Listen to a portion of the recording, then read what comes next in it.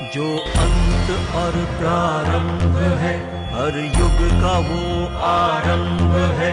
ब्रह्मांड जिसने है रचा,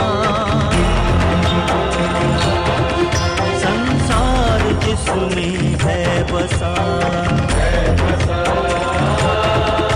ये कथा देवकी नंद की।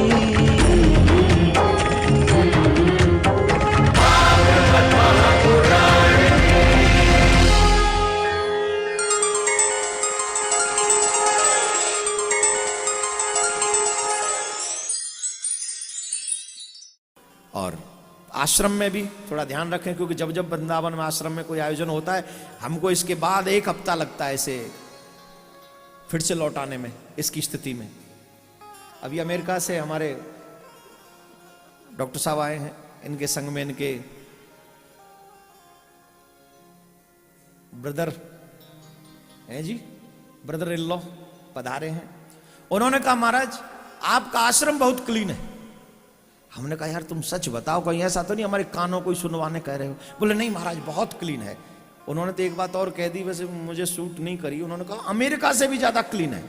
मैंने कहा ये तो ज्यादा हो जाएगा, मैं इस बात को, लेकिन उनको जो फील हुआ उन्होंने कहा ये बात सच्ची बोल रहा हूं। उस समय हमको लगा, जब उन्होंने कहा हमको लगा कि आपके धन का हमने सदुपयोग किया है। और युवाओं को रखने के लिए नेट एंड क्लीन चाहिए, साफ सुथरा चाहिए। ये मेरा विचार है, हमारा विचार है, हमारे मिशन का विचार है कि पूरा स्थान स्वच्छ रहे, निर्मल रहे, क्लीन रहे। लेकिन उसमें तभी होगा जब आप सपोर्ट करेंगे। यहां पर भी कई लोग आए हैं जिनके मुंह में 24 घंटे कुछ न कुछ, सीढ़ियों से उतरेंगे तो पिछली बार किया था किसी ने, वो मेरे पल्ले नहीं पड़ा, मेरे हाथ लग जाता तो मैं फिर उसको दर्द होता है। जब भी आप कचरा डालें तो ये सोचना कि हम अपने गुरुजी के ऊपर ये कचरा डाल रहे हैं। ये मत सोचना कि तुम किसी कमरे में, आश्रम में कुछ या धाम में कचरा डाल रहे हो। ये सोचना हम अपने गुरुजी पे डाल रहे हैं, मुझ पे डाल रहे हैं। क्यों? क्योंकि मुझे लगता है ये हमारा तन है सारा। आपके 1-1 रुपया इकट्ठा करके हमने इसको बनाया है। ये मेरा नहीं है, ये हमारा है। और मेरा इसमें तन मन सब लगा हुआ है, क्योंकि यहाँ मेरे ठाकुर बैठे हुए हैं। तो आप पहले ही दिन इस बात को समझ लें कि मुझे ये अगल कोई शिकायत आई तो मुझे लगेगा कि आप लोगों पे कथा का कोई असर नहीं होता। सच्चा शिष्य उसे कहते हैं, सच्चा भक्त उसे कहते हैं। एक बार कह दिया जाए इशारा ही काफी है। तो इशारे को ही समझना। मेरे से आगे कथा की तरफ हम लोग बढ़े। नैमिषारण्य में सौनकादिक 88,000 ऋषि विराजमान हैं, जहां एक ही बात पर डिस्कस चल रहा है, कलयुग के लोगों का कल्याण कैसे हो। कलयुग के लोगों का कल्याण कैसे, यही प्रश्न है। सर ढक लें, भागवत का प्रथम श्लोक उच्चारण करेंगे हम और आप सभी।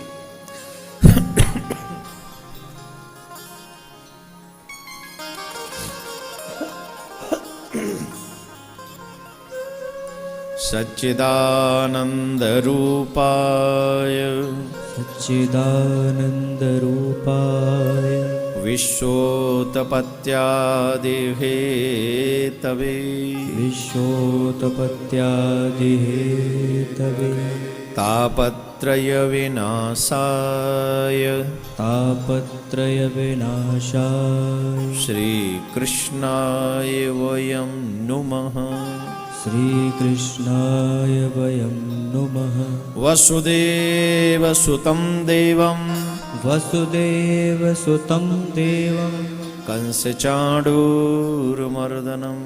कंसचाणूरमर्दनं देवकी परमानन्दं कृष्णो वन्दे जगद्गुरुं। कृष्णं वन्दे जगद्गुरुं। कृष्णो वन्दे जगद्गुरुं। कृष्णं वन्दे जगद्गुरुं। कृष्णो वन्दे जगद्गुरुं। कृष्णं वन्दे जगद्गुरुं। सदचित आनंद घन सर्वेश्वर सच्चिदानंद के चरणों में प्रणाम। उनको प्रणाम करके भागवत प्रारंभ करते हैं।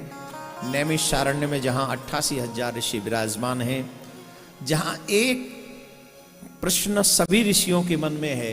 देखिए, भगवान को वही लोग पा सकते हैं जिनके मन में कोई जिज्ञासा हो।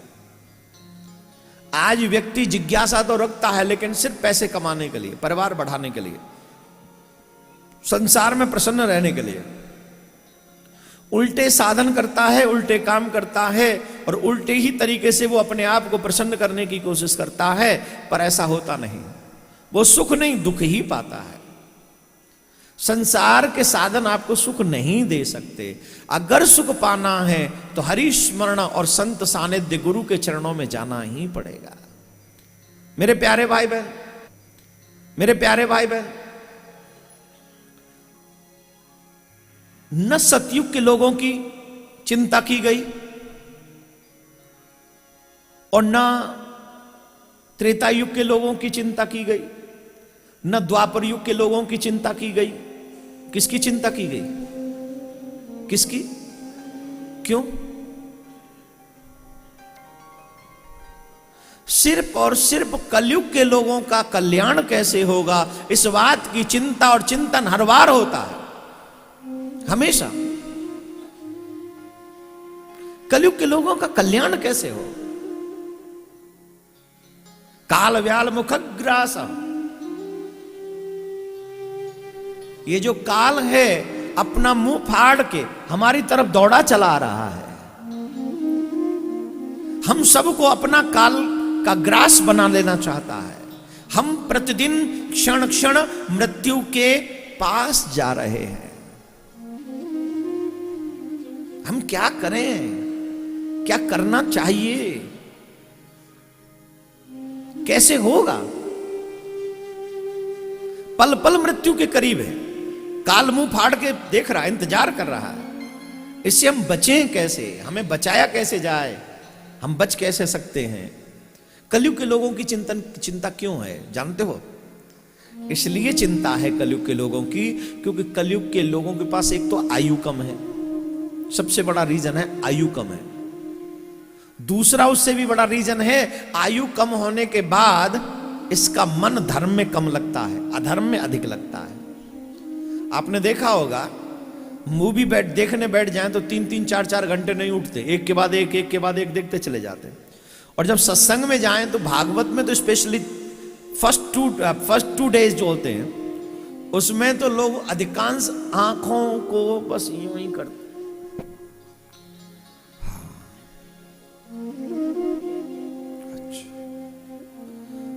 इतना पाप हावी होता है कि 2 दिन, या कई लोग तो इतने महानुभाव होते हैं कि इन 2 दिन के बाद वो जिंदगी झांकते नहीं, बोर हो जाते हैं साहब वहां।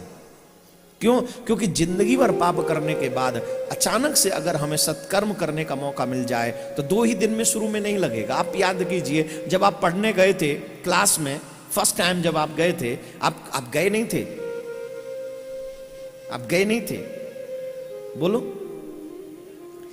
वैसे पहले हम जब स्कूल जाते थे तो मतलब मैं तो कभी जाते थे, क्या बोलूं, जो गए उनकी बात है।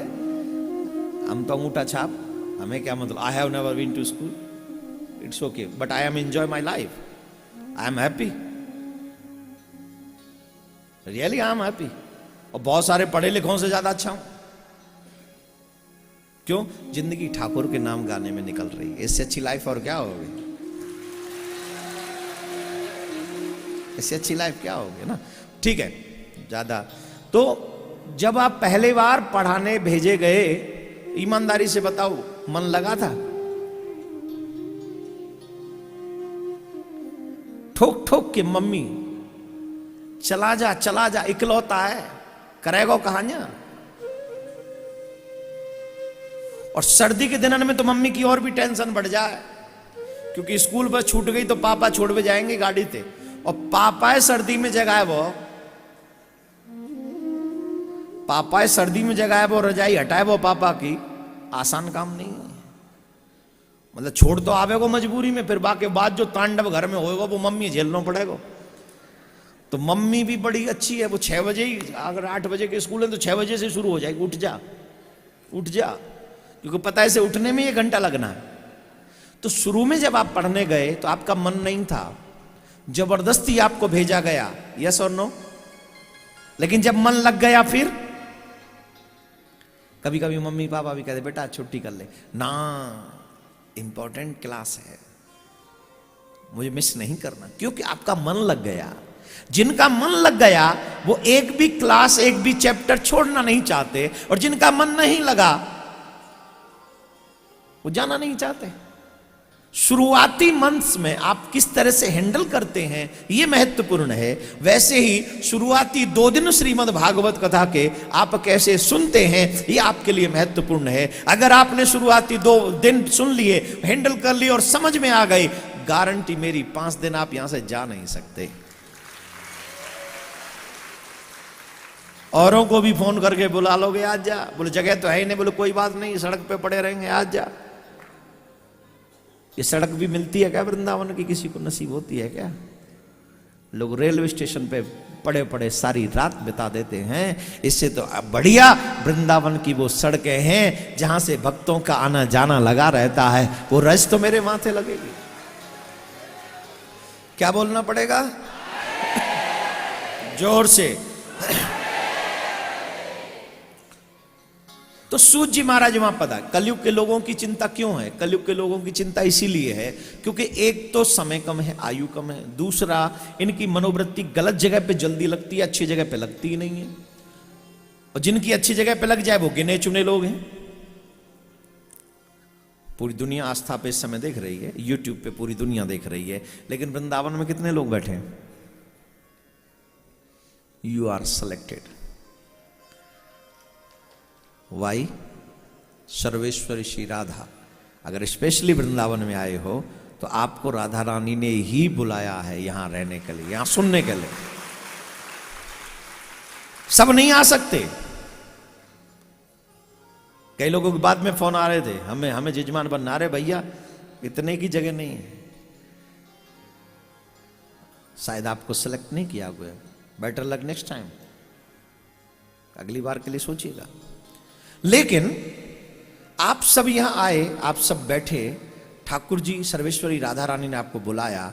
इस भाग्य को, इस समय को सदुपयोग कीजिएगा, क्योंकि जिन लोगों का मन धर्म में नहीं लगता, वो कलयुग के कम आयु के लोग जो पापरत होकर अपना जीवन बर्बाद कर लेते हैं, उन्हीं के मध्य में हम और आप हैं जिनको भगवान ने मौका दिया है कि कुछ अच्छा करो, कुछ अच्छा करो। और वो अच्छा करने के लिए हम यहां पर पहुंचे हैं। तो सूत जी महाराज ने, जब सूत जी महाराज वहां पहुंचे तो सौनकादिक ऋषियों ने सूत जी महाराज से कहा, अज्ञान ध्वांत विध्वंस कोटि सूर्य समप्रभ सूताक्षाई कथा सारम मम कर्ण रसायन। हमें पूरी कथा मत सुनाइएगा। तो बोले कथा सारम, कथा का सार सुनाए। सूत जी महाराज बोले तुम महात्मा आदमी हो, तुम लोग महात्मा हो गए, घर परिवार छोड़ दिया, अभी भी कथा सुनने का तुम पे मौका नहीं, अवसर नहीं है, समय नहीं है क्या? अभी भी बिजी हो? बोले महाराज हम अपने लिए नहीं कह रहे, हम तो यहां बैठे ही हैं कथा के लिए, लेकिन जिनके लिए हम कथा सुनना चाहते हैं, जिनको हम ये मार्ग दिखाना चाहते हैं, वो कलयुग के लोगों के पास समय नहीं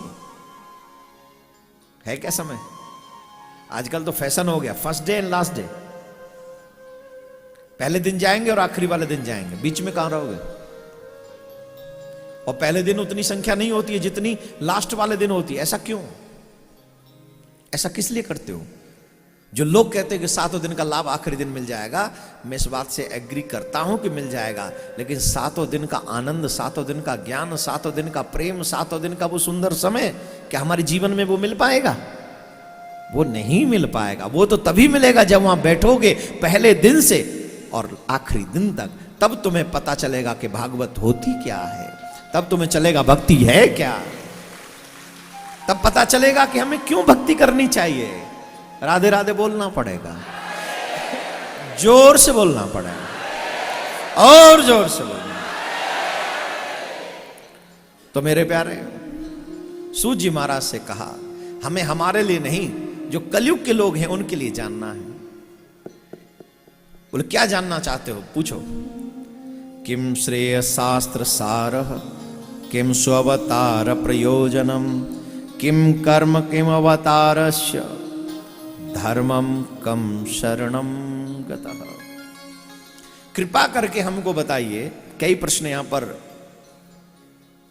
शौनकादिक ऋषियों ने श्री जी महाराज से किए हैं। कहा है कि महाराज कलयुग के लोगों का कल्याण कैसे होगा। कितना सुंदर प्रश्न है। यह नहीं पूछा कि हमारा कल्याण कैसे होगा, कि हमें संपत्ति कैसे मिलेगी, कि हमारी तपस्या कैसे बढ़ेगी, कि हमारा ज्ञान कैसे बढ़ेगा। यह नहीं पूछा, कलयुग के लोगों का कल्याण कैसे होगा, यह कृपा करके बताइए, हम जानना चाहते हैं। भगवान अगर सर्व सामर्थ्यवान है तो भगवान अवतार क्यों लेते हैं? सामर्थ्यवान का मतलब है जहां बैठा है वहीं से सब कुछ कर दे। जहां वो बैठा है वहीं से सब कुछ कर सकता है, तो फिर उसे यहां आने की क्या जरूरत है? स्पेशली अपना लोक छोड़कर यहां आने की क्या जरूरत आनी पड़ती है उसे? अच्छा एक बात बताओ, अगर भगवान वहीं बैठे बैठे कंस रावण को मार देते, हिरण्यकश्यप को मार देते, तो हमें वृंदावन में आने का मौका मिलता? जवाब दो। क्या फिर वृंदावन तीर्थ होता? क्या फिर भगवान की कोई कथा होती? एक ही कथा होती, भगवान का इशारा हुआ, दुनिया और रावण मर गया। अब इस कथा को कितनी देर में कहते? बोले रावण के पाप बढ़ गए थे, भगवान ने इशारा कर दिया, रावण मर गया। वैसे ही कंस भी मर गया, वैसे ही शिशुपाल दंत भग हिरण्यकश्यप मर गए। अरे भाई प्रहलाद कैसे आते? फिर मीरा कैसे होती? फिर ब्रज की गोपियां कैसे होती? फिर इन वृंदावन की कुंज गलियों में हुई लीला वो हमारे श्रवण रंधों में कैसे पड़ते? गोस्वामी तुलसीदास बाबा ने बहुत अच्छा कहा, भगवान रावण को मारने नहीं आते। इन्हें मारना कोई बड़ी बात है? कंस को मारने भगवान नहीं आते, तो किस लिए आते हैं भगवान? भगवान अपने भक्तों को सुख देने के लिए आते हैं। क्या करने आते हैं? भक्तों को। और सुख मिलता है कि नहीं? मैंने इतना ही कहा, भक्तों को सुख देने आते हैं। देखो आपकी आत्माएं हरी हो गई एकदम। हाय हाय, हमारे भगवान को कितनी चिंता रहती है हमारी। ठीक वैसे जैसे माँ बाप को बच्चों की चिंता होती है। वो बच्चे बड़े नाराज होते हैं जो अपने माँ बाप उनको ऐसा टाइम शेयर न करें, तो वो बच्चे शिकायत करते हैं, आप पे तो टाइम ही नहीं हमारे लिए।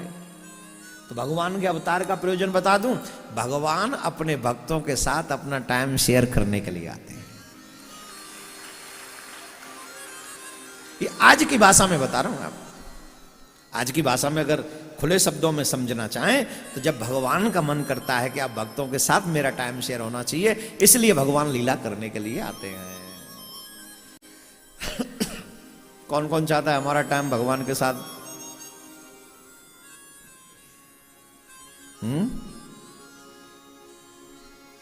क्या बात है, जोर से बोलना पड़ा, और जोर से बोलना पड़ा।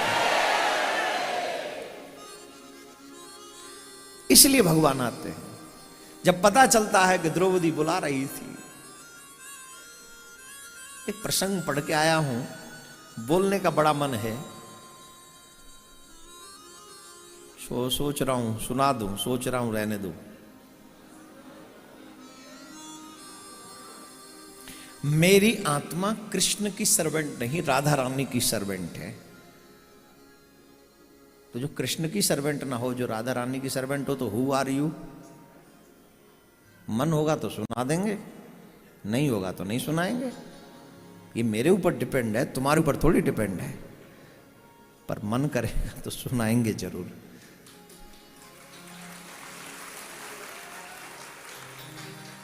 सुना दे माय डियर, सुना देते हैं। ध्यान से सुनना। ये भागवत में श्री कृष्ण की लीलाओं का अंतिम चैप्टर है। ध्यान से सुनना। उद्धव और श्री कृष्ण आपस में चर्चा कर रहे हैं। बहुत गजब का चैप्टर है। अंतिम समय पर श्री कृष्ण ने उद्धव को अपने पास बुलाया।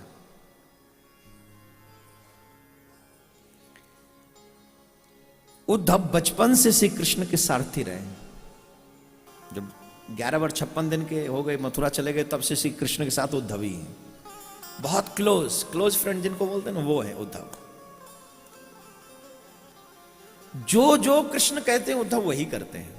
कहा ब्रज चले जाओ, तो ब्रज में आए और ब्रज में जो हुआ, बेचारे अपनी सब पोटरी ज्ञान की रख के चले गए यहां से, और प्रेम का खजाना लेकर गए। प्रेम का अपने ज्ञान की पोटरी रख गए यहीं इसी ब्रज में रख के चले गए, लेकिन लेके क्या गए? जोर से बोलिए। मैं परसों से एक बात सोच रहा हूं कि आपको जरूर बताऊंगा परसों से हाँ, क्या पता हो, वृंदावन प्रेम का खजाना है। ये प्रेम का खजाना है। राजाओं के पास धन का खजाना होता है, किसी के पास ज्ञान का खजाना होता है, किसी के पास वैराग्य का खजाना होता है, किसी के पास विवेक का खजाना, राइट? लेकिन ये वृंदावन जो है प्रेम का खजाना है। जो इस वृंदावन की पावन भूमि पर हृदय से आगमन करता है, हृदय से यात्रा करता है, बिन मांगे वृंदावन की भूमि उसे प्रेम दान करती है। बिन मांगे प्रेम दान मांगना भी नहीं पड़ता उसे मांगना नहीं है, उसे बिन मांगे मिलता है, प्रेम का दान मिलता है। और कईयों को तो मैंने संवरते हुए देखा है वृंदावन में।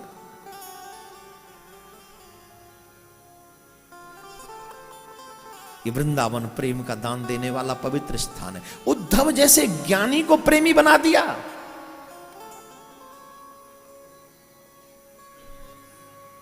उद्धव जैसा ज्ञान, कौन है उद्धव?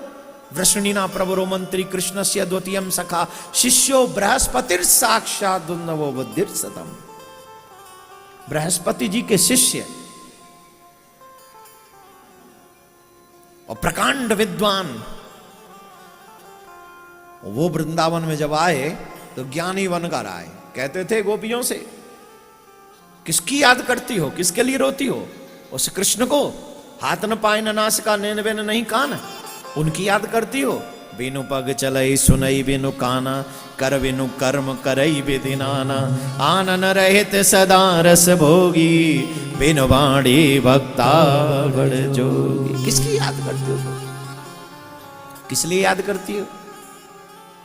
चल के देखो, हाथ न पाए न नासिक, कुछ नहीं है उसके, वो निर्गुण निराकार है। ऐसा ब्रह्मज्ञानी उद्धव जो कृष्ण की सत्ता को ही मानता नहीं है, उसे कहते वो ब्रह्म है, वो सगुण है ही नहीं, निर्गुण है। रहता सगुण के संग है, फिर भी निर्गुण मान रहा है। और गोपियों ने ऐसा प्रेम का दान दिया इस उद्धव को, ऐसा प्रेम का दान दिया इस उद्धव को, क्या बताएं। उसके बाद जो लौटा उद्धव, बंदे नंद ब्रजस्ती नाम, कुछ और नहीं मांग रहा है भगवान से। क्या मांग रहा है? मुझे ब्रज की लता पता बना दो, और लता पता भी इधर उधर की नहीं। तो बोले जहां है कि ब्रज की गोपी जाए, और ब्रज की गोपीन के चरणन ते धूर उड़े, और वो धूर मेरे सर पे पड़े, ऐसी लता पता, उस मार्ग की लता पता बना दो। अब बताओ, वृंदावन की पावन भूमि ने उद्धव को प्रेम की भिक्षा दी कि नहीं दी? दी कि नहीं? औरों की तो बात छोड़िए, कृष्ण अवतार से पूर्व एक भगवान का अवतार आप ऐसे बता दो जिसने दुनिया से प्यार किया हो। कोई तो मर्यादा में रहा, किसी ने थोड़ी देर के लिए आए, किसी ने युद्ध करके, नरसिंह भगवान प्रहलाद के लिए आए, खम्मा फाड़ के सीना फाड़ दिया हिरण्यकश्यप का, प्रहलाद की रक्षा की, गए। 12 भगवान थोड़ी देर के लिए वो हिरण्याक्ष को दिया लीला पूरी। कच्छप अवतार पर्वत को लाद लिया, लीला पूरी। मत्स्य अवतार नाव को खींचते रहे, लीला पूरी। प्रेम कब किया भाई? राम जी आए, बोले मर्यादा पुरुषोत्तम। एक बेचारी पूरी जिंदगी में सीता जी के बाद सूर्पणखा गई, तुम्हारी सु गई, कोई नहीं गई। एक तो राम जी के पास कोई गई नहीं, डर के मारे, बोले मर्यादा पुरुषोत्तम है। एक गई सूर्पणखा हिम्मत करके, तुम सम पुरुष नमो सम नारी, ये संजोग विधि रचा विचारी। हर बार ऐसी कथा सुनते हो क्या पहले दिन? यही है? जवाब दो। इसका मतलब एक बात मुझे भी साधुवाद दिया करो, मैं तुम्हारे लिए कितनी मेहनत करता हूं भाई। हमारी मेहनत नहीं दिखती आपको? न जाने कहां कहां से ढूंढ ढूंढ के लाते, बोले चलो ये श्रोताओं को सुनाएंगे, इनके हृदय में प्रेम जगाएंगे, इनको ठाकुर का दीवाना बनाएंगे।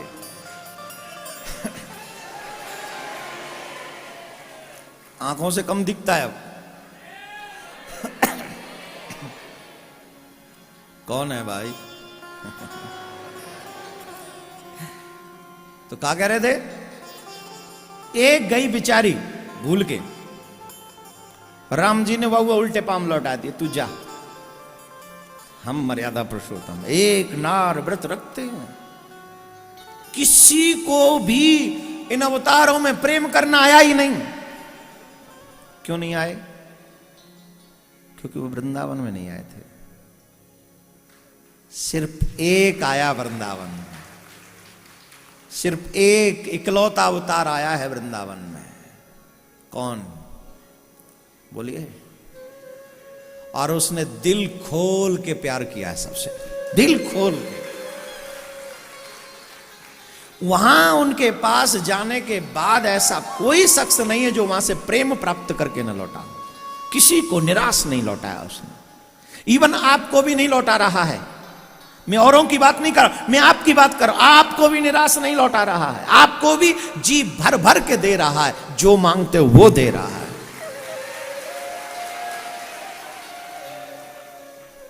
नहीं दे रहा है?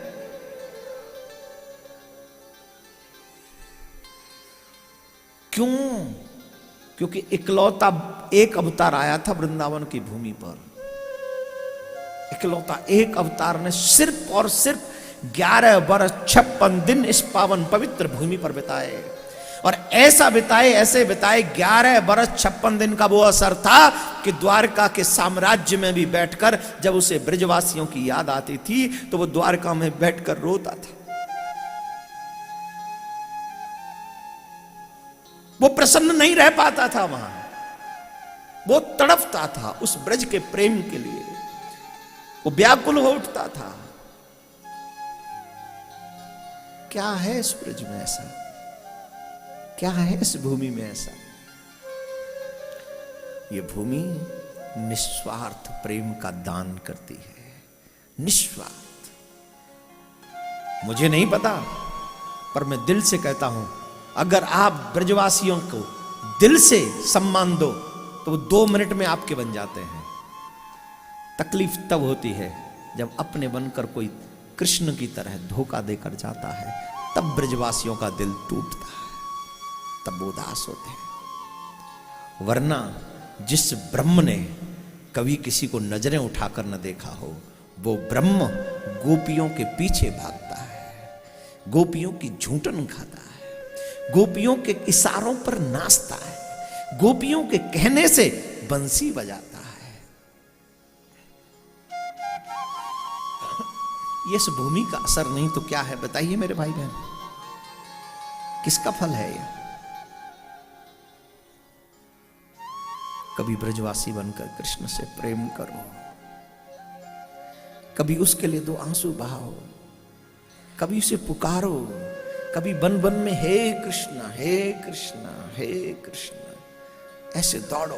वो क्या द्वारका में क्या नहीं था उसके पास भाई? क्या नहीं था?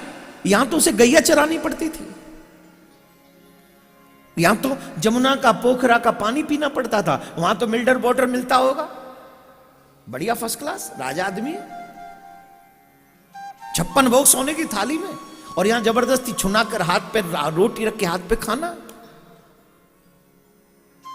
हर चीज संपत्ति से नहीं मिलती है सर, कुछ चीजें दिल से मिलती हैं। जिनके दिल मिलते हैं उन्हें परमात्मा मिलता है, उन्हें कृष्ण मिलता है।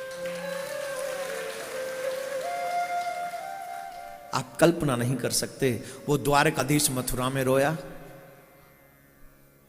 द्वारका में रोया, हर जगह रोया। किसके लिए? सिर्फ अपने प्रेमियों के लिए। जो सबको रुलाने का काम करता है ब्रह्म, जो सबको रुलाता है, जब उसे प्रेम हुआ तो उसे भी रोना आ गया। कैसे कोई ऐसे प्रेम कर सकता है, और फिर कैसे उनके बिना रह सकता है? वो ब्रह्म निराकार, निर्गुण निराकार जब इस पावन ब्रज की भूमि पर आता है तो उसे भी प्रेम करना आ जाता है। और आता ही नहीं, वो प्रेम बांटता है।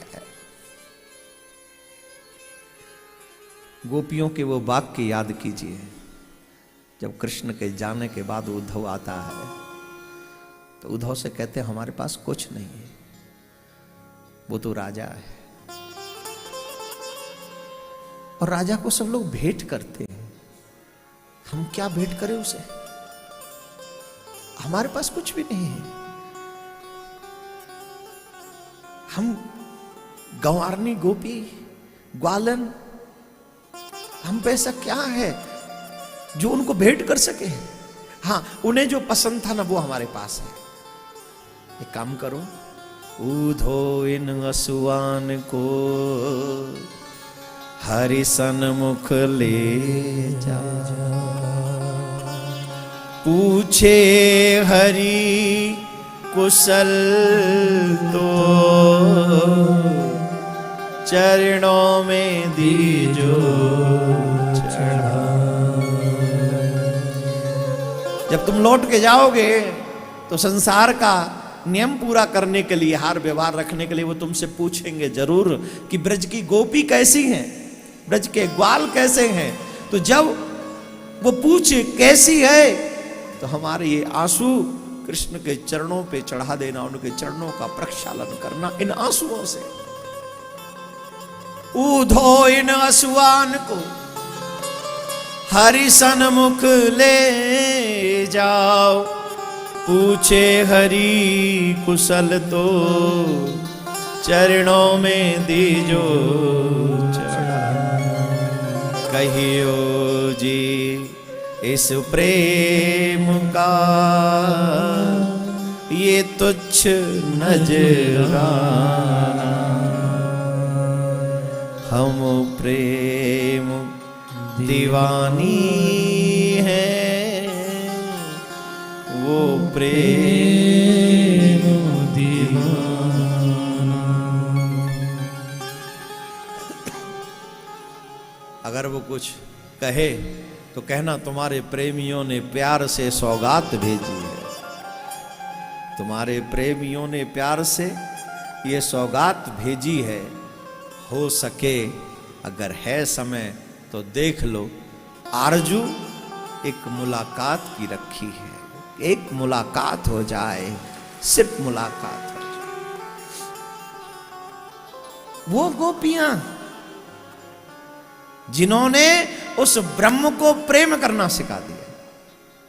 क्षमा करना, प्रसंग से थोड़ा प्रेम में, क्योंकि वृंदावन में बैठे ना, तो वृंदावन सर्वेश्वरी राधा और प्रेम, इनके बिना तो कथा शुरू हो ही नहीं सकती। आज की कथा प्रसंग में भागवत महात्म्य ही तो है, 2 मिनट में पूरा कर दूंगा। धुंधकारी की कथा है तो वो सब धुंधकारी हैं, कुछ बताने की ज्यादा जरूरत नहीं है। धुंधकारी को धुंधकारी की कथा सुनाऊं, कोई क्या फायदा है। अरे जब इस पावन भूमि पे आ गए हो तो धुंधकारी से बाहर निकलो, थोड़ा गोपियों का सा प्रेम प्राप्त करो, रो पड़ो, निकल पड़ो उसे प्यार करने के लिए। डोंट वरी, कथा का क्रम पूरा करूंगा, लेकिन प्यार कीजिए मेरे गोविंद से। जिस पावन भूमि पर वो ब्रह्म आकर प्रेम करना सीख गया हो, तो सोचो ये कितने बड़े प्रेम की खजाना है इस भूमि में। पैर रखते ही, चरण रखते ही, हाँ लेकिन मन साफ हो तब। ऐसा नहीं कि महाराज ने कहा है तो चलो महाराज को ही देखेंगे क्या करते हैं भूमि। इस पाखंड से आओगे तो कुछ नहीं मिलना है।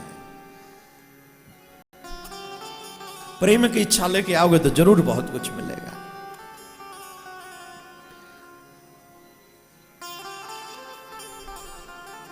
कभी मेरे कृष्ण का चरण प्रक्षालन अपने अश्रुओं से करना। पूछना, तुम्हें अच्छा लगता है ना कि कोई तुम्हारे लिए रोए, तो हे कृष्ण मुझे ऐसा सुख मत देना जिसमें मैं तुम्हें छोड़कर हंसूं। मुझे सिर्फ इतना दुख देना कि 24 घंटा तेरी याद कर करके रो, और वो आंसू सिर्फ तेरे चरणों का प्रक्षालन करने के लिए हो माधव, सिर्फ तेरे चरणों का। मुझे वैसा बना दे जैसा तुझे पसंद है। तुझे अगर रोने वाला पसंद है तो मैं अहरनिश रोऊं, मुझे ऐसा बना दे। तुझे नाचने वाला पसंद है तो मैं तेरे लिए नाचता रहूं 24 घंटा, मुझे ऐसा बना दे।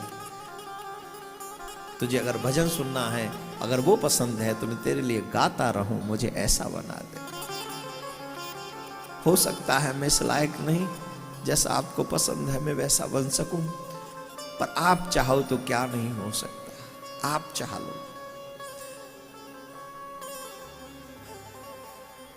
आप चाह लो कि मैं वैसा बन जाऊं जैसा आप चाहते हो। और जब आप चाह लोगे तो दुनिया में असंभव नहीं है, सब संभव हो जाएगा।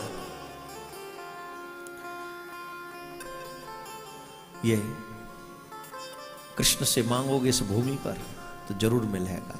और मैं फिर कह रहा हूं, आपको अलर्ट कर रहा हूं, यहां वस्तु मत मांगना कृष्ण से, यहां कोई वस्तु मत मांगना मेरे गोविंद से।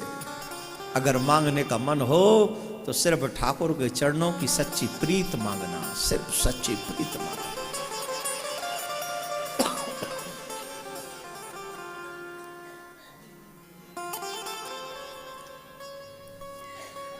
अपने चरणों की सांची प्रीत हमें दे दो माधव।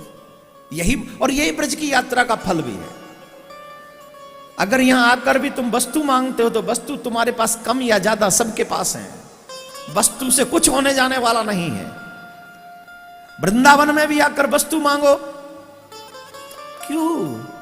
अब तो वो मांग लो जिससे जीवन संवर जाए, वो मांग लो जिसके बाद कुछ मांगने की आवश्यकता ही न बचे।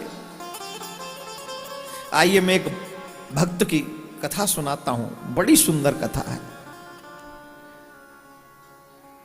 इन्हीं वृंदावन की झाड़ियों में एक साधु रहा करते थे। तब ये वृंदावन इतना डेवलप नहीं था, ध्यान से सुने, तब ये वृंदावन इतना डेवलप नहीं था।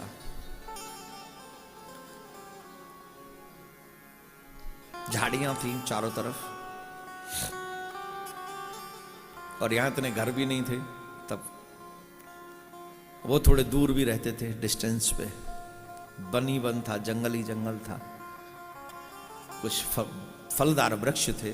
तो गांव से दूर एक झाड़ी में रहा करते थे, गांव से दूर एक झाड़ी में, और वहीं अपने ठाकुर को रखते थे और रोज ठाकुर की पूजा किया करते थे। मांगने वो कहीं जाते नहीं थे। वैसे कहते हैं ब्रज में रहकर ऐसी व्यवस्था मत करो जो अपने आप खाने को मिल जाए। व्यवस्था ऐसी करो कि नित्य एक घर से मांग के लाओ और ब्रजवासियों की झूठन खाओ। झूठन मधुकरी करो। यहां कितने संत महात्मा ऐसे जो मधुकरी करके खाते, मांग मांग के खाते, ब्रजवासियों का टूक खाते हैं, भिक्षा मांग मांग के खाते हैं। आजकल तो फ्लैट सिस्टम चल पड़ा है, सब लोग अपना अपना किचन भी बना लेते हैं, तो चलो ठीक है, आज के युग के हिसाब से ये भी ठीक है। लेकिन जब भी मौका मिले किसी ब्रजवासी के यहां जाके मांग के जरूर खाया करो। झूठन मिल जाए तो भाग्य समझो। वैसे आजकल तो हमें याद है जब हम ब्रज परिक्रमा देने गए भांडीर वन में, ओ बाप रे बाप, उन गांव वालों की जब याद आती है मैं बड़ा अच्छा लगता है। हमारे साथ बहुत लोग थे, भांडीर वन में पहुंचे और जैसे भांडीर वन, उस समय वो रोटी बना रही थी मैया, 4-5 माएँ वहां सब रोटी बना दी चूल्हे पे बैठ के, बाजरे की रोटी, माखन रखा, सब ला के खाओ खाओ खाओ। इतना मन, ये है ब्रज की झूठन प्रसाद।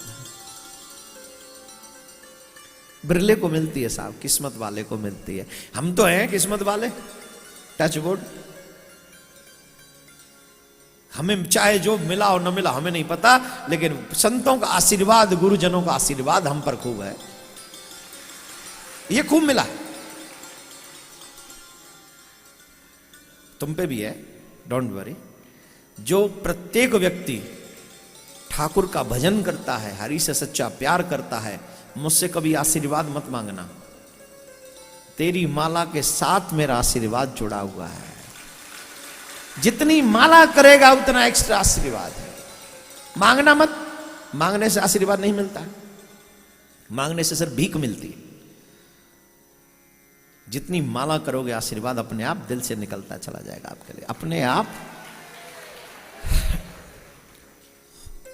तो वो ऐसे ही कभी मांगने जाते नहीं थे। भोग ठाकुर की रोज पूजा करनी, और ठाकुर जी की पूजा करते करते एक विशेष बात उनमें थी, कभी तो फल का भोग लगाते, और जब कभी कभी बाहर की व्यवस्था नहीं होती तो गुड़ अपने पास रखते थे। गुड़, ठाकुर जी को गुड़ का भोग लगाते, वही प्रसाद पा लेते और पानी जल पी लेते, फिर उन्हें कोई चिंता नहीं, सिर्फ 24 घंटा भजन भजन भजन भजन भजन, हमेशा भजन में ही तत्पर रहते, लीन रहते हमेशा।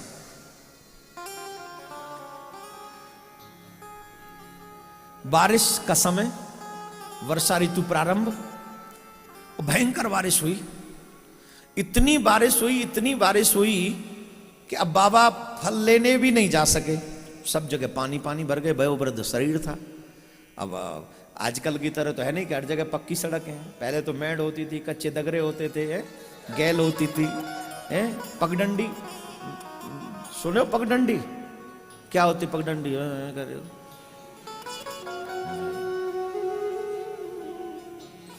देखो तो सही, यही देवियों की विशेषता होती है। गाना आए या ना आए फिर भी सुर मिला देती हैं।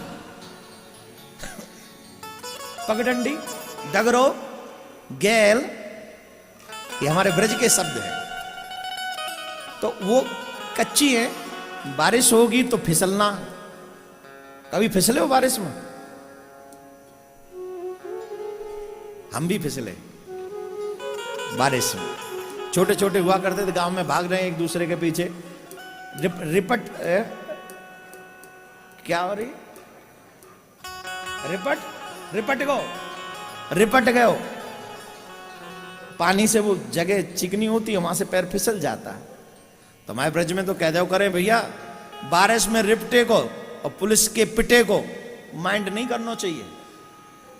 ये पुलिस भाई कब कहां डंडा चला दें कोई पता नहीं, और बारिश में कब कौन फिसल जाए। अब मोदी जी जा रहे हो कच्ची गैल में, है कि वहां रिपटन है रही हो, मोदी जी फिसल जाए तो यूं तो कहो, अरे प्रधानमंत्री फिसल गया, अब देश का क्या होगा? अरे कमाल कर रहे यार, ये कोई सेंस है? बारिश है, पगडंडी भीज रही है, और गीली है रही है, चिकनी, फिसल गए। वहां तो कोई भी फिसल सकता है। तो बारिश में फिसले को और पुलिस के भीड़ इकट्ठी हो जाए, वहीं इकट्ठे कर दें, कभी माइंड नहीं करना चाहिए। बारिश की वजह से बाबा जायो नहीं करे। अब बारिश में पानी भी भर गए हो बहुत, तो बाबा के पास गुड़ रखो, वही गुड़ को ठाकुर जी को भोग लगामे और वही नेकाद पा लें। अब चिंता ये रहे, क्योंकि बाबा की एक विशेषता, और अगर कोई मिले व्यवहार आ जाए, खुद के लिए चाहे हो ना हो, पहले वाई पवाएंगे। आजकल गृहस्थियों से अच्छी बात छूट रही है। आज गृहस्थी खिलाना नहीं चाहते, खाना चाहते। ये बहुत दुखद है। आपके घर में अशांति की एक वजह यह भी है कि आपके घर में अतिथियों का आना बंद हो गया। ये दुखद है, सुखद नहीं। आजकल लोग कहते इतना एक्स्ट्रा कहां से लाए? अरे पागल आदमी, जिसके घर में अतिथि आते हैं, अतिथि खाते हैं, उसके घर में ही एक्स्ट्रा होता है। उसके घर में बहुत एक्स्ट्रा होता है। जिसके घर में अतिथि नहीं आते ना, लिमिटेड होता है। भगवान भी कहता है टीट फॉर टैट, तू किसी और को नहीं दे सकता तो आई डोंट गिव यू। खबर, बस चुप बैठ। तो बाबा को यह चिंता रहती थी कि अब ऐसे में अगर कोई अतिथि आएगा तो मैं क्या करूंगा, और गुड़ भी अब नए कई बचे हो, या कब तक ठाकुर जी को भोग लगाऊं। अब ये चिंता रहती है, भगवान अब कहा होगा। और ठाकुर जी तो ठहरो, ठाकुर जी तुम्हें पता ही है या टेढ़े की, तो जहां ते पाम टूट जाए ना, हाथ भी मई धरे जे। ये हाथ टूट गो ना, जई पे हाथ धरेगो अद्भुत के, जो नस में दर्द है रोगो ना, मई छेड़ेगो, यहाँ कहा है, यहाँ तेरो दर्द है और कहा है। बहुत आदत है सरकार की, उसी को छेड़ना है।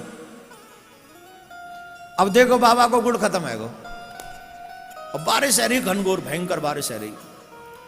अब बाबा की ऊपर कृपा करने की इच्छा भगवान के मन में आई। ध्यान से सुनना, ये इन गलियों में रोज होता है जहां बैठे हो। न जाने किस दिन कौन कृपा का पात्र बन जाए, ठाकुर जाने, कोई और नहीं जान सकता। किस दिन कौन किस पे कृपा करनी गोविंद जाने। और रोज होता, आज भी हो रहा है इन गलियों में। ये मत सोचना आज नहीं, आज भी है। अब साहब बारिश है रही, गोड़ खत्म, नेक्स्ट 100 बच्चों, नेक्स्ट 100 जट भगवान बूढ़े बामन बन के पहुंच गए। और मैं तो परिरो भयंकर, मैं पर रो चकाचक, झट दरवाजो खटखटाओ। अरे कोई है का? दरवाजो कहाँ, झोंपड़ी सी नेक नेक सी वैसी फूस 500 टकले ना भाई, मैंने किवाड़ लगा लेंगे। अरे कोई है का? झट खुश हो गए, कोई अतिथि आयो है, कोई अतिथि आयो। झट बाबा ने दरवाजो खोलो। अरे पधारो पधारो महाराज पधारो, बूढ़े ब्राह्मण हैं, बुजुर्ग हैं। अरे महाराज धन्य है गए, आप पधारे, आपको स्वागत है, आपको स्वागत है। अरे बोले भयंकर बारिश है रही है, मेह पर रो बड़ो जोड़ते, बाहर ठंड लग गई। कछु खाए पीबे की व्यवस्था आते बाबा? बोले अब ही लायो महाराज, बैठो। बैठा गए। नेक्स्ट 100 गुरु बच्चे हो, ठाकुर जी को कल भोग लगानो, वही खुद पानो। बोले महाराज या पाओ आपके लिए, गुड़ पाओ, गुड़ और जल ले। पाए के बोले याते का होएगो।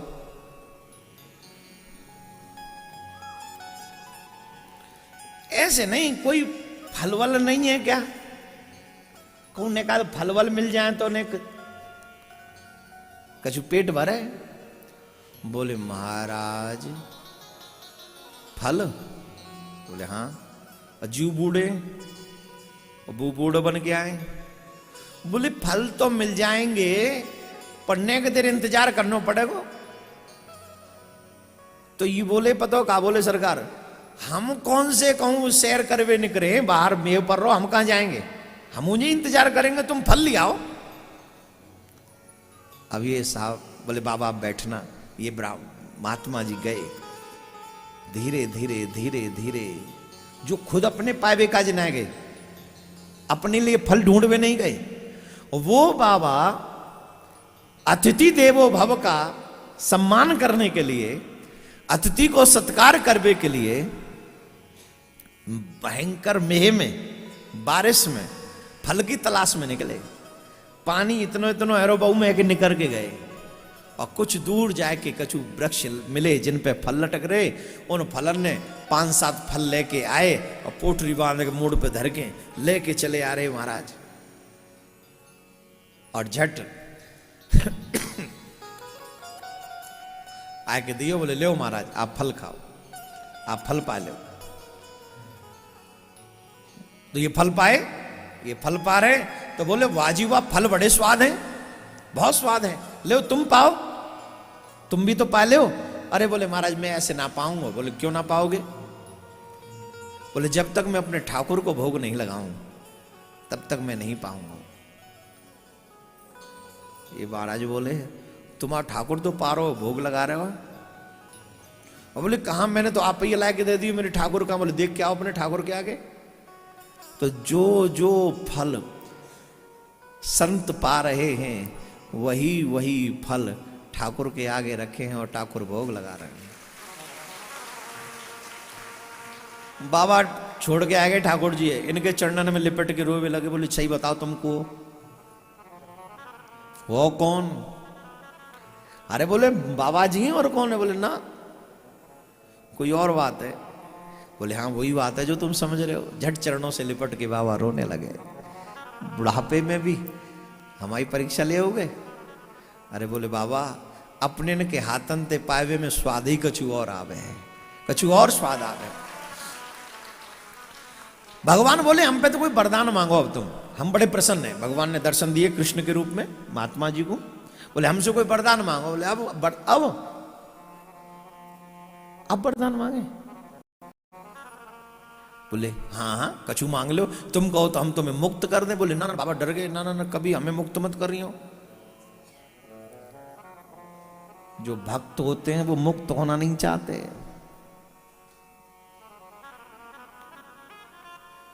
जो भक्त होते वो कहते हमें जन्म दियो बार बार, बोले मोह मुक्ति ना चाहिए तो कहा चाहो, बोले मोह मुक्ति ना है, मोह तो जन्म दो, और जन्म भी ऐसो दियो कि मेरो कहूं भी जन्म होए पर तुम्हारे चरणन की भक्ति ना छोड़ो, तुम्हारे चरणन की सेवा नहीं छोड़े। ऐसी कृपा बनाइयो महाराज, तुम्हारे चरणन की सेवा नित्य प्रति करूं, हर निश करूं। भगवान बड़े प्रसन्न भये, अरे बाबा तेरे जैसी प्रेमी तो मेरे हृदय में वास करे, तेरे जैसे प्रेमी को तो मैं ऋणी रहूं। भगवान को अपने साथ में लेके गए अपने धाम के लिए। तो ये मत सोचना कि आजकल ये आनंद नहीं होता है। ये दर्शन, ये प्रभु कृपा, ये भगवत कृपा आज भी इस पावन भूमि पर होती है, लेकिन उपयुक्त पात्र के साथ। कौन पात्र है ऐसा? जो ऐसा पात्र है भगवान की कृपा उन पे जरूर होती है। राधे राधे बोलना पड़ेगा जोर से बोलना पड़ेगा। आनंद आ रहा हो कि नहीं आ रहा हो? आनंद आ रहा है? अब लौट के आओ कथा में। ये वृंदावन प्रेम की भूमि है, प्रेम को खजानो है। जो कोई यहां आवे है, हृदय से आवे है, तो निश्चित तौर पे वाकू प्रेम को खजानो जरूर मिले। और खजाने में तो अगर 2 बूंद भी हमें मिल जाए, तो एक बूंद मिल जाए तो हमारा कल्याण हो जाएगा, हमें कोई दो रहे। और मैं तो भगवान से ये प्रार्थना करूंगा, हे ठाकुर जी, जो जो इस शरीर के माध्यम से आपकी शरण में आ गए हैं, मैं भी आप ही की शरण में हूं। हम सबको कभी छोड़ना मत, अपने चरणों में लगा के रखना, अपने चरणों में लगा के रखना। सरकार हमारे पास कोई और ऑप्शन नहीं है, हम कहीं और नहीं जा सकते। आप हमारा जीवन हो, आप हमारा धन हो, आप हमारा सर्वस्व हो। माना कि आपके उन अच्छे भक्तों की तरह हम भक्त नहीं हैं, ये भी सच है। न भजन की कैपेसिटी है, न तप की कैपेसिटी है, न अच्छे कर्मों की कोई ऐसी बात है हम में। इसके बावजूद भी एक बात हम जानते हैं और पक्के दावे के साथ जानते हैं, हम चाहे जैसे हैं पर आपके हैं। आप हमें छोड़ना मत। आप कहते हो आपकी शरण में आने वाले का कल्याण हो जाता है। लो, आज वृंदावन में हम सब आपके सामने हाथ उठाकर कहते हैं, हम जन्म जन्म से आपके थे, आपके हैं और आपके ही रहेंगे। आपकी शरणागत हैं, चाहे आप हमें मारो, चाहे छोड़ो, चाहे नरक में डालो, चाहे स्वर्ग में डालो, चाहे अपने धाम में रखो, आपकी मर्जी है माधव प्रिया कांत जो। लेकिन आप हमारा परित्याग न करें, हमारा त्याग न करें, यही हम आपसे प्रार्थना करते हैं। त्राहिमाम त्राहिमाम त्राहिमाम।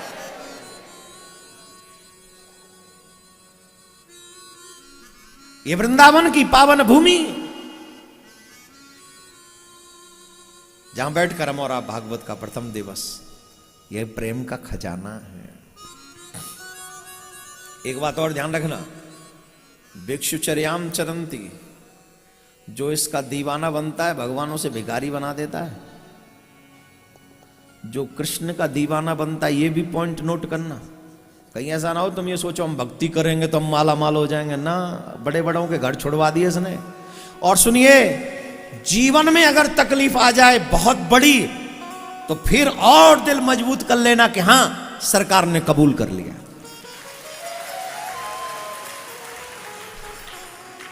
अगर भयंकर मुसीबतें आने लगे तुम्हारे भजन के बाद, भक्ति के बाद, तो फिर तो ये कंफर्म है कि सरकार इसी जन्म में सारा हिसाब किताब बराबर करके तुझे अपने धाम ले जाना चाहते हैं। इसमें कोई दो राय नहीं है।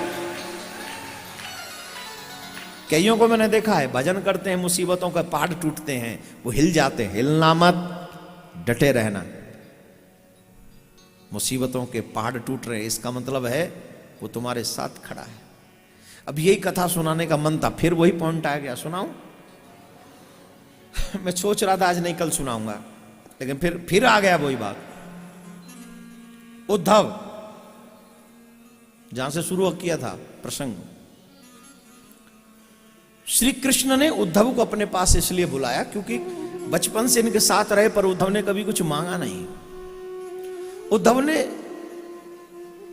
कुछ नहीं मांगा, सेवा करते रहे बस। श्री कृष्ण बोले, उद्धव अब हम अपनी लीला को विश्राम देंगे, तो हम चाहते हैं कि आप हमसे कुछ मांग लो। उद्धव ने कहा, कृष्ण अब कह रहे हो मुझसे कुछ मांग लो? बोले हाँ, मैं चाहता हूं, मैंने सबको वरदान दिए, मैं तुम्हें भी वरदान देना चाहता हूं, कोई वरदान मांग लो, कुछ भी मांग लो। उद्धव ने कहा, देखो राम अवतार के हनुमान जी, राम जी को छोड़ दिया कि आप जाओ हम यहीं रहेंगे, और कृष्ण अवतार के उद्धव जिन्होंने कृष्ण को कह दिया आप जाओ हम यहीं रहेंगे। आज भी ब्रज की गलियों में, ब्रज की लता पताओं में, वृंदावन की लता पताओं में, गोवर्धन की लता पताओं में उद्धव विराजमान है, और जहां भागवत होती है उद्धव वहां सबसे पहले पहुंचते हैं। वहां सबसे पहले उद्धव पहुंचते हैं जहां भागवत, और जहां राम कथा होती है वहां हनुमान जी सबसे पहले पहुंचते हैं। तो ये मत, यहां भी उद्धव बैठे हुए। तो उद्धव ने कहा, प्रभु मुझे आपसे कुछ चाहिए नहीं, लेकिन मेरे मन में एक प्रश्न है, मैं जानना चाहता हूं। श्री कृष्ण बोले, क्या? पूछो। बोले, महाराज मित्र किसको कहते हैं? भगवान बोले, मित्र उसे कहते हैं विपत्ति पड़ने पर मित्र के कहे बगैर अपने मित्र की हेल्प करे, उसे मित्र कहते हैं। वही श्रेष्ठ मित्र है जो इस बात का इंतजार ना करे कि मेरा मित्र का फोन आएगा तो मैं उसकी हेल्प करूंगा। नहीं, अगर पता लग गया कि मेरा मित्र संकट में है तो बिना किसी कंडीशन के, बिना किसी कॉल के, बिना किसी मैसेज के वो सबसे पहले उसकी मदद करे, वही सच्चा मित्र है। उद्धव बोले, इसका मतलब आप अच्छे मित्र नहीं है? कृष्ण बोले, क्यों? मैं क्यों नहीं हूं? बोले, क्या पांडवों ने आपके ऊपर भरोसा नहीं किया था? क्या वो आपको अपना सखा नहीं मानते थे? प्रश्न सुनना गजब का है। और इस प्रसंग को मैं इसलिए सुनाना चाह रहा हूं कि पहले ही दिन आपको ये पता चले कि कृष्ण का स्वभाव क्या है। मैं सोच रहा था कल सुनाऊंगा क्योंकि महाभारत से टच है, लेकिन नहीं रहा गया मुझसे। बार बार ये इशारा कर रहा था, बोलो बोलो। तो उद्धव ने कहा, क्या आप अच्छे मित्र नहीं हो? बोले, क्यों? बोले, अगर आप अच्छे मित्र होते तो क्या आप धर्मराज की मदद नहीं करते? आप उसे रोक नहीं सकते थे जुआ खेलने से? चलो तब नहीं रोका तो आपको तब तो रोक लेना चाहिए था, जब उसका राजपाट चला गया उसके बाद तो रोक लेते। तब भी नहीं रोका, चलो कोई बात नहीं, तब तो रोक लेते जब उसने अपने आप को भी दांव पे लगा दिया, अपने भाइयों को भी दांव पे लगा दिया। तब भी नहीं रोका, कोई बात नहीं। द्रौपदी को जब दांव पे लगाने जा रहे थे तब तो रोक सकते थे आप।